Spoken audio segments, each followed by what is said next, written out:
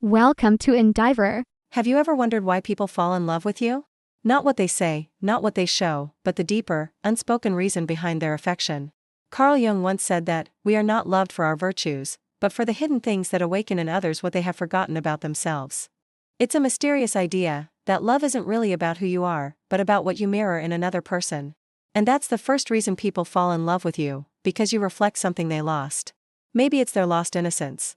Maybe it's their youth, that playful, carefree version of themselves they buried under years of duty and fear. Or maybe it's their hope, their creativity, their softness, something they once had, but the world made them trade for survival. You remind them that it's still there. Think about it, have you ever met someone who just made you feel alive again? Someone who made you laugh like you used to when you were younger, or who made the world feel fresh and full of possibility again? That feeling isn't just attraction, it's recognition. You're not falling in love with them, you're falling in love with yourself through them. This is why Jung said that love is a kind of projection. We project our unlived life, our unlived emotions, onto another person. We see in them what we wish we could see in ourselves.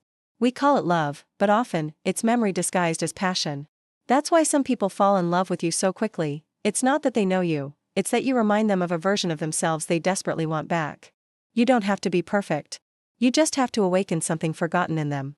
It's a haunting truth, because it means that sometimes, when people say they love you, they're really saying, I love the person I am when I'm with you.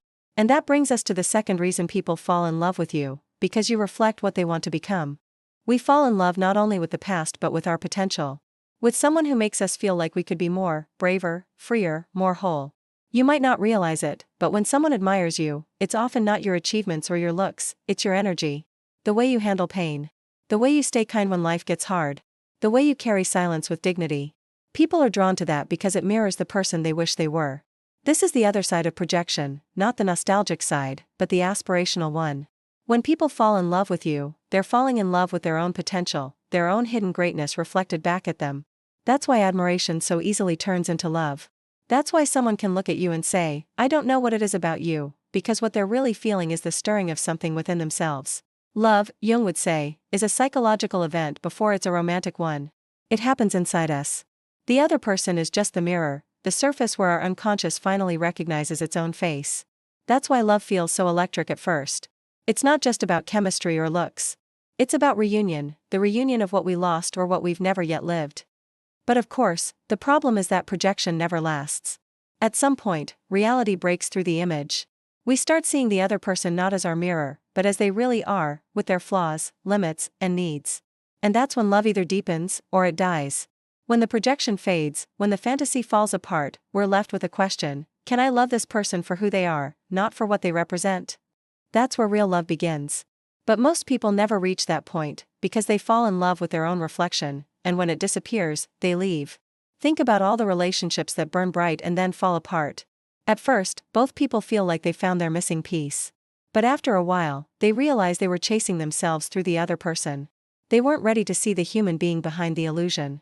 That's why Jung said that love is one of the most dangerous things, not because it hurts, but because it reveals too much. It shows us our wounds, our longings, our unlived lives. It exposes the parts of us we don't want to face. Sometimes the person we fall for isn't a soulmate, they're a mirror. And mirrors don't lie, but they also don't last. Real love, Jung believed, only begins after the projection ends. When we no longer need the other person to reflect what we lost or what we wish to become, but we can still stay, simply because we see them. And that's the hardest thing, to love someone without needing them to fix us or complete us. To love them without turning them into a symbol of our own story. Most people never reach that kind of love. They live in cycles of projection, chasing reflections, falling in love with echoes of their own mind. And they call it destiny. But if you've ever stayed long enough in love to see the other person's reality, their weakness, their imperfection, their difference, and still found yourself drawn to them, not out of need but out of recognition, then you've tasted something real. Because love, in its mature form, is not desire. It's not passion. It's understanding. It's the quiet acceptance that another human being exists beyond your imagination, and you choose to love them anyway. Now, let's turn this idea around for a moment. If people fall in love with you because you remind them of what they lost or what they want to become, what does that mean for you? It means that your presence is powerful. You carry symbols without knowing it. To one person, your laughter is healing. To another, your strength is hope. To someone else, your silence is safety. You are not loved because of something you do, but because of something you awaken. This realization can change how you see rejection too. Because sometimes, when someone pulls away, it's not that you did anything wrong, it's that you reflected something they weren't ready to see. Maybe your confidence exposed their insecurity. Maybe your kindness revealed their coldness. Maybe your independence reminded them of how trapped they feel.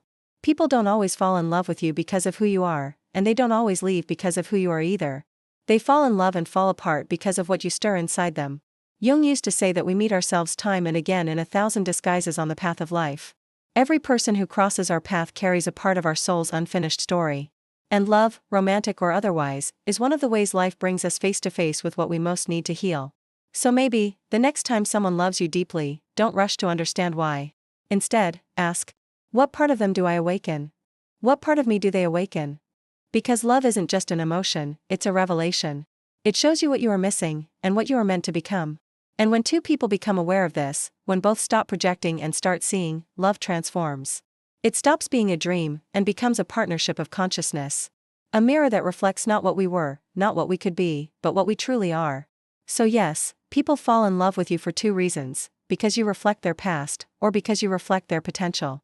But the ones who stay, they're the ones who've learned to love without the mirror. And that kind of love is the rarest thing in the world.